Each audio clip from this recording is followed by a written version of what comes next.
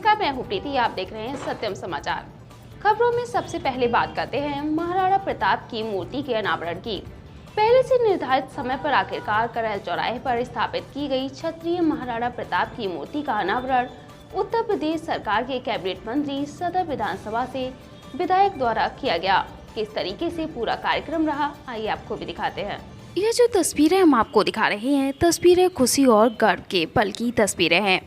बता दें कि करैल चौराहे पर लंबे समय से एक मूर्ति की स्थापना की जा रही थी और जिसका अनावरण 15 जुलाई के दिन आखिरकार कर दिया गया। करैल चौराहे पर भी क्षत्रिय महाराणा प्रताप की मूर्ति की स्थापना की गई थी, जिसका अनावरण उत्तर प्रदेश सरकार के कैबिनेट मंत्री पर्यटन एवं संस्कृति विभाग मैनपुरी विधानसभा से विधायक ठाकुर जयवीर सिंह की ओर से किया गया है। कार्यक्रम के मौके पर जिलाधिकारी अविनाश कृष्ण सिंह, पुलिस अधीक्षक विनोद कुमार समेत जिले के आला अधिकारियों के साथ भारतीय जनता पार्टी के तमाम वरिष्ठ पदाधिकारी और नेतागणों की मौजूदगी रही। तस्वीरों में आप देख सकते हैं कि इस तरीके से मूर्ति का अनावरण किया गया है। नारियल फोड़कर पूरे हिंदू वैदिक विधि विधान के साथ महाराणा प्रताप की मूर्ति का अनावरण किया गया।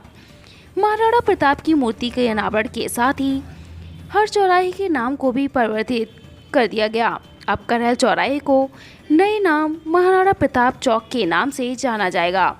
बता दें कि नगर में लगभग सभी चौराहों और तिराहों पर महापुरुषों की मूर्तियां स्थापित की गई हैं और कई जगहों के नाम परिवर्तन भी किए गए हैं। वहीं मूर्ति का अनावरण करने पहुंचे उत्तर प्रदेश सरकार के कैबिनेट मंत्री की ओर से यह छोटा सा संबोधन भी दिया गया था। इस संबोधन में उन्होंने क्या कुछ बताया, ये जरा आप भी सुनिए। उस पर प्रकाश डालने का काम करेंगे। पहला तो ये कि इस साल जो मूर्तियां लगने का कार्यक्रम चल रहा है, 4 मूर्तियां आपके सामने आलोक जी ने बताई। 5वीं मूर्ति लल्लू सिंह चौहान साहब जो पूर्व विधायक रहे, एमएलसी रहे, उनकी मूर्ति भी नगर पालिका के शहीद पार्क में इसी साल बहुत जल्दी लगने का काम हो रहा है। ये 5 मूर्तियां इस साल लग रही हैं। इस साल का मतलब अभी 1 महीने के अंदर अगली 14 मूर्तियां, जिसमें बाबा साहब भी है, कोई बचाई नहीं है। जितनी मांग थी मैनपुरी की, कोई चौराहा नहीं बचेगा जिस पर भव्य और दिव्य मूर्ति मैनपुरी की शोभा न बढ़ा रही हो। ये 14 मूर्तियां 31 मार्च 2024 से पहले मतलब विद इन 3 और 4 मंथ, 3-4 महीने में वो मूर्तियां भी पूरा का पूरा अपना असली जामा पहनाने का साकार स्वरूप ले सकेंगे।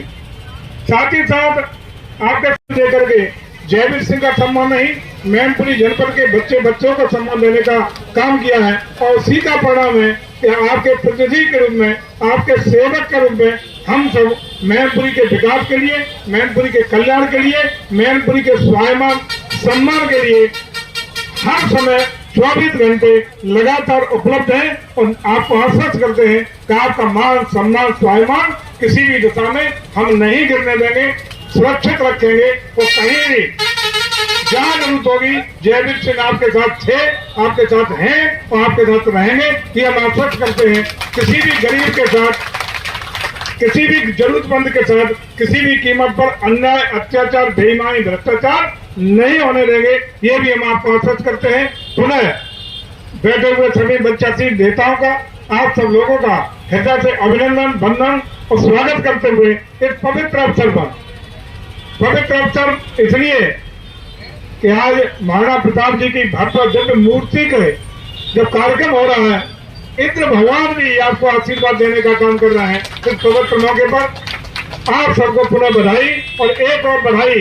कल भारत ने एक लंबी छलांग लगाते हुए चंद्रयान 3 की सॉफ्ट लैंडिंग करके विश्व में भारत के विज्ञान का एक बार लोहा बनवाने का काम किया है। उस सफल प्रक्षेपण के लिए भी मैनपुरी के जन जन का सम्मान है, देश का सम्मान है। देश का गई नहीं है। उतना बड़ा संग्रहालय और म्यूजियम सीडीओ कार्यालय के बराबर में आपका स्वीकृत हो गया है और उसका कार्य भी मैं समझता हूँ 2 से 3 महीने के अंदर अंदर धरातल पर दिखाई निर्माण होता हुआ बनने लगेगा। ये आपका हो गया है।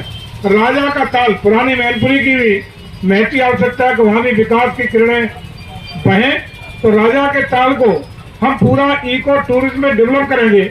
उसमें जो पानी जाता है गंदा, उसके लिए एसटीपी का निर्माण होगा, आसपास पार्किंग की व्यवस्था होगी, सड़कों का चौड़ीकरण होगा और पूरे तालाब के किनारे फव्वारे और पर्यटकों को बैठने की हमारा प्रयास होगा कि मैनपुरी के हाथ सब लोग जाकर के शाम के वक्त वहां जाकर के पिकनिक मनाने का काम कर सके। इतना दिव्यता का स्वरूप तो राजा के 36 नए पर्यटन स्थल, भव्य दिव्य पुराने मंदिर जिनका जीर्णोद्धार आवश्यकता, जिनकी बहुत बड़ी मान्यता है, वो 36 मंदिरों के आसपास पर्यटन विकास की योजनाएं इसी साल पूरी कराने का काम भी पर्यटन विभाग करेगा।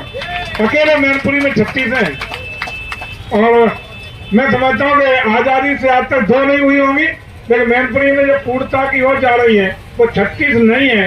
इससे पहले आपका ऑडिटोरियम और संग्रहालय इतना बड़ा प्रस्तुत होंगी, लेकिन हमारा प्रयास है कि मैनपुरी का बाईपास जिसकी चर्चा डीएम साहब कर रहे थे 20 किलोमीटर लंबाई का है, उसकी लागत 700 करोड़ रुपया बन के गई है। 700 करोड़ रुपए से नया बाईपास भोगांव रेलवे क्रॉसिंग से आगे जुड़ेगा।